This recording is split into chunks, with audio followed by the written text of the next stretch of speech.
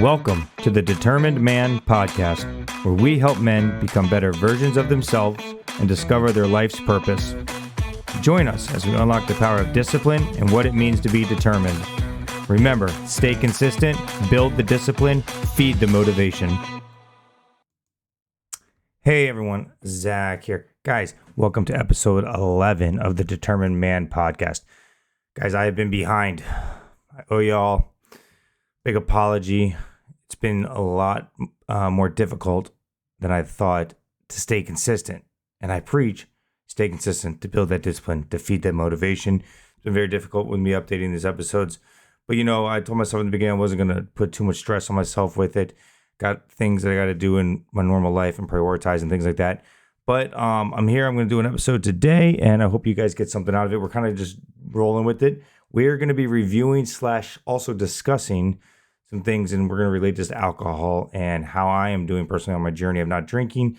It's been, 4.5 months since I had my last drink, and we're going to review the book, This Naked Mind. Guys, so we're going to start with reviewing the book, and then I'm going to give some stories about some things I've had to deal with so far on this journey. Hopefully you're on this journey. If you did the Sober January, I just know a lot of people close to me have stopped drinking, have limited their drinking. And this also might be a byproduct of me just surrounding myself with like-minded people. But guys, let's start with the book. So it's kind of hard for me to remember everything in the book because it took me way too long to read it. But we're going to go through a couple of things that I tabbed that kind of stuck out to me. But the one thing I really liked is it talks about alcohol as a habit and our conscious and our subconscious mind. And basically it spends a lot of time talking about how our whole society marketing is pushing that we should be drinking, pushing that we should drinking. So even in our own minds, when we say we shouldn't, our subconscious mind has already made up its mind. So it's really interesting about it. Also, the thing I like about the book, it doesn't pressure you to stop drinking. It doesn't pressure you to start drinking. It doesn't pressure you for anything. The author just talks about her experiences and just puts the information out there. It's obviously, she doesn't drink anymore. So there's that whole vibe to the book.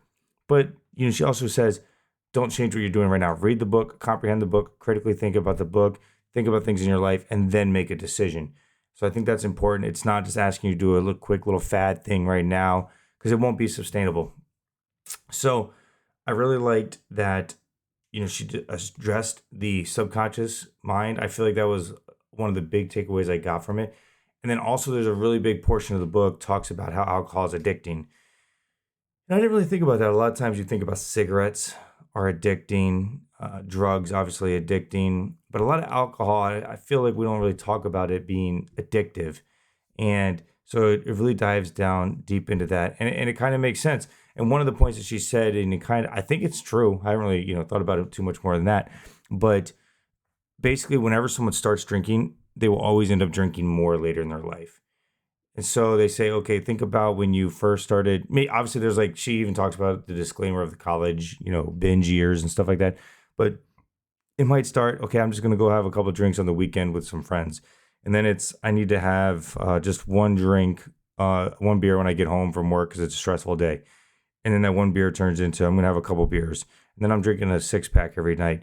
And she basically says it's this habit and this addictive drug or whatever you want to call it that encourages us to drink more and more and more.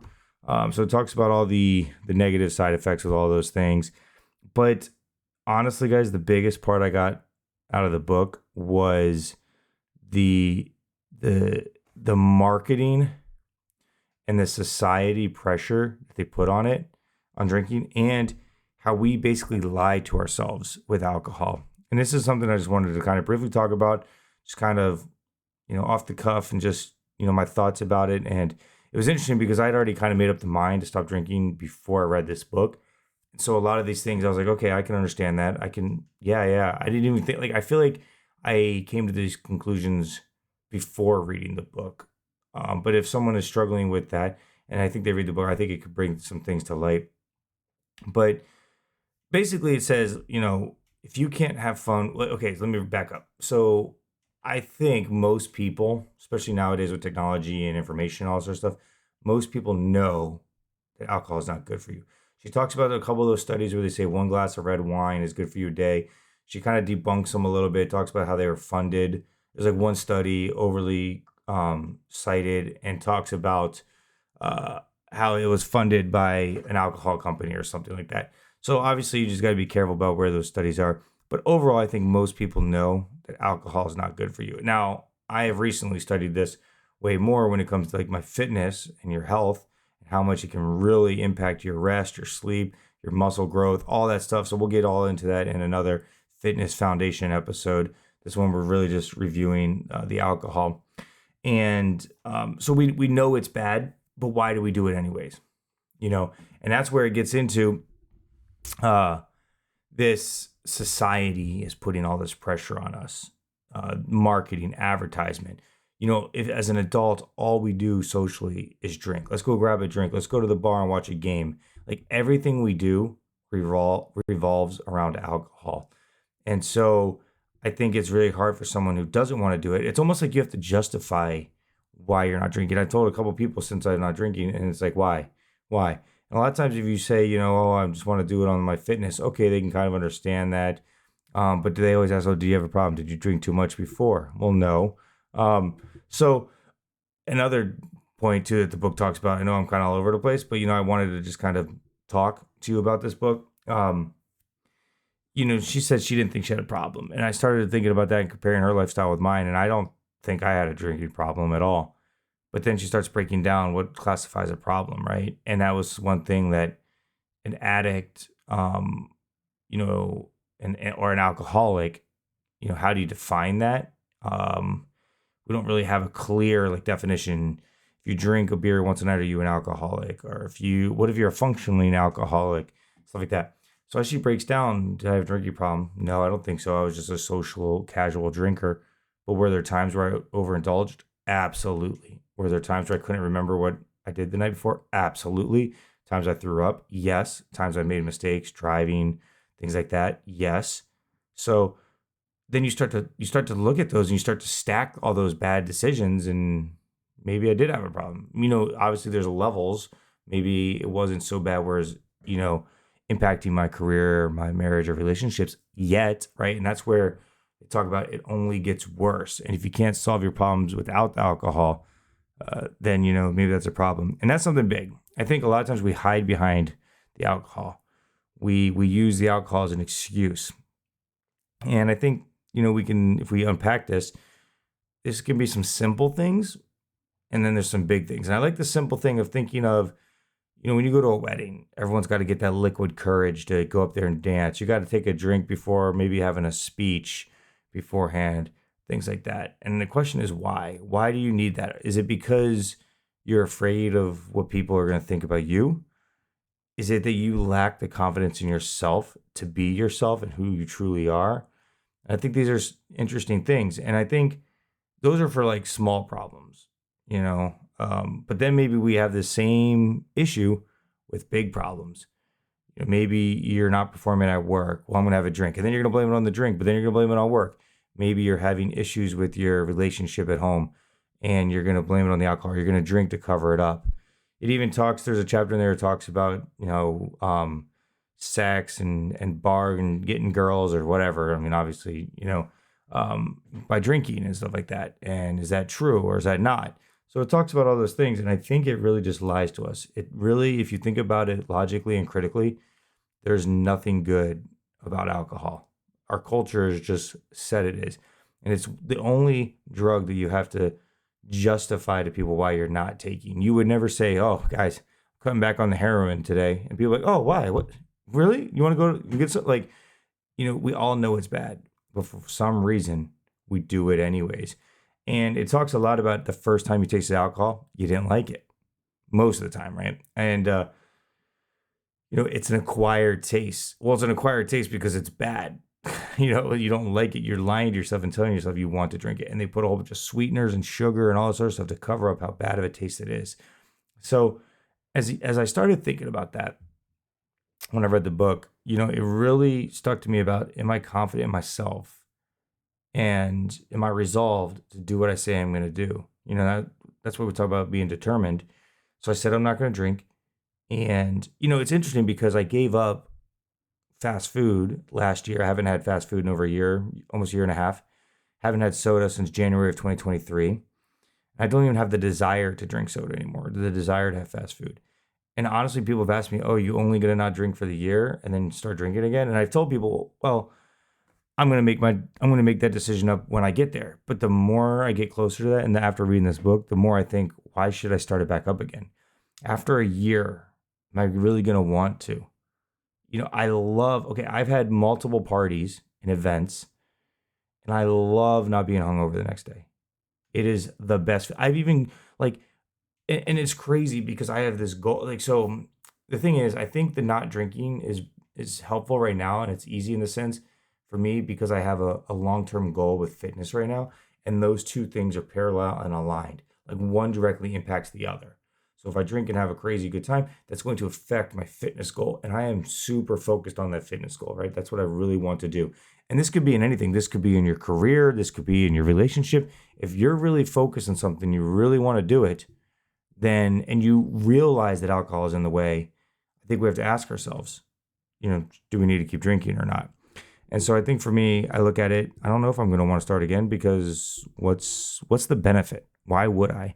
I've now gone, 4 months. I'm going to go a whole year, not drink. I've done multiple parties. I've done multiple events. I just did a really big golf trip, all without drinking, had a great time. I have a very outgoing personality naturally, so I don't think that's going to affect me in that sense at all. And I think my fitness overall is getting better too. And these things are all correlating at the same time. I haven't made a lot of dumb decisions. I seem more focused at work and on top of my stuff. My relationships are all good.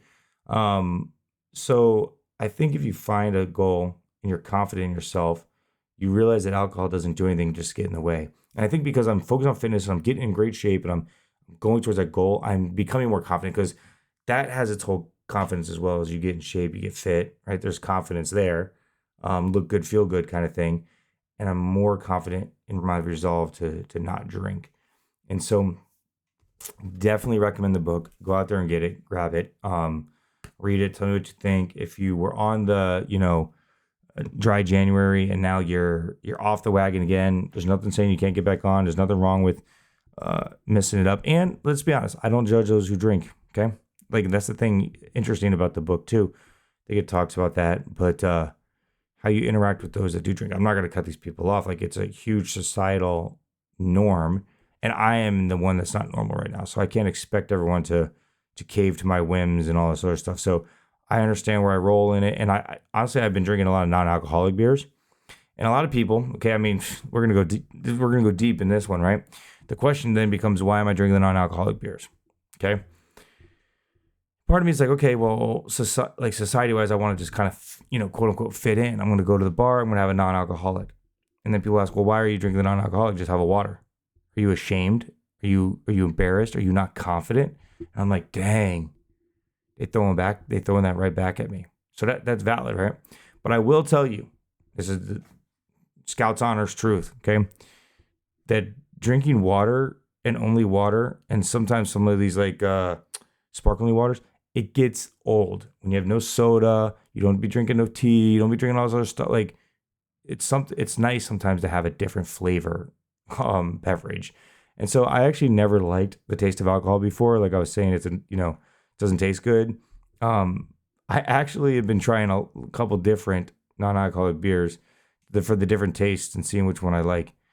Obviously, every time I drink these, I understand this is like a compromise in my fitness journey because these are empty calories. But I only do it when I'm out socially, and I just think it eases the tension. It makes it less awkward. Not that I'm afraid to say what I want to say, but I know myself, I have a tendency to want to over-explain and try to not argue with people, but try to have a healthy debate. And there is a time and place for those kind of debates, right? You don't want to ruin a social atmosphere with a debate about anything, politics, religion, drinking, not drinking, right? These are things that can kind of get interesting. So that's why I haven't done it. But I just want to talk about a couple things. So I did my golf trip with some my old neighbor, and he was the only one I knew, and I met the other like 5 guys there in person. And I went to LA first and visited my aunt and met another friend, and then went to Vegas, and then from Vegas went to Utah. And then we spent one night in Vegas on the way back. And I did not drink the whole time, made it through, played decent golf. And that was my first real test at not drinking. And I crushed it. Again, like I said, it's some non-alcoholics. But the most interesting thing was that people were super interested in how I'm not drinking and why I'm not drinking. And the crazy thing is I didn't put the pressure on them at all. It's just when we went to the store to buy a bunch of beer and booze and stuff, I bought a couple non-alcoholic beers, and even my neighbor didn't know. And he was like, "What?" I was like, "Yeah, I'm not drinking." And of course, the immediate response is boo, lame. You know what I mean? And then as the weekend went on, a couple guys are asking me, "Well, why are you not drinking? You know, this and that." I kind of explain my reasons. And then every single one, without me pressuring them, like they would bring it up. They were running the conversation. Every single one was like, I need to cut back. Oh, well, I'm doing a little bit of less drinking. They started justifying to themselves why they're drinking, and they know that they're drinking too much and the drinking's bad without me saying anything. It's crazy. And obviously I probably never noticed this before, but I noticed it now. People saying, "Oh, I'm only going to drink on the weekends," or "I'm just having one a night," or, "I really need to start focusing on that because I do these binges and stuff like that." And I think it's because, like I said, people know it's bad for you. But the problem is it's easier. You've heard the saying, like a drowning man will always pull like the other one down, or whatever the saying is. I feel like it's the same with alcohol. People know it's bad. They just can't figure out how to get out of that rut. And if they see someone rising above it, instead of congratulating them and saying, "That's awesome, great job," they would rather bring them down to their level to make it seem like it's okay what they're doing. But the minute like they don't, and they see that someone is elevating their life and doing better and greater things, they now realize they're not doing those things. And that is a hard thing to swallow for them, right? And I think it was very interesting. There's a lot of people that just have like, hobbies, and that's sort of drinking, like drinking buddies and stuff like that. And it talks about the difference between friends and drinking buddies. And I've thought about that a lot. How many true friends do you have? How many guys can you call at 3 a.m.? How many guys can you call at 6 p.m.? And how many guys can you call at noon? So I think that's something very interesting, but I just found that very unique and interesting that they asked me and basically kind of justified themselves. And also, I will say, when I went back to Vegas, I'm a big gambler, love to gamble, love Vegas.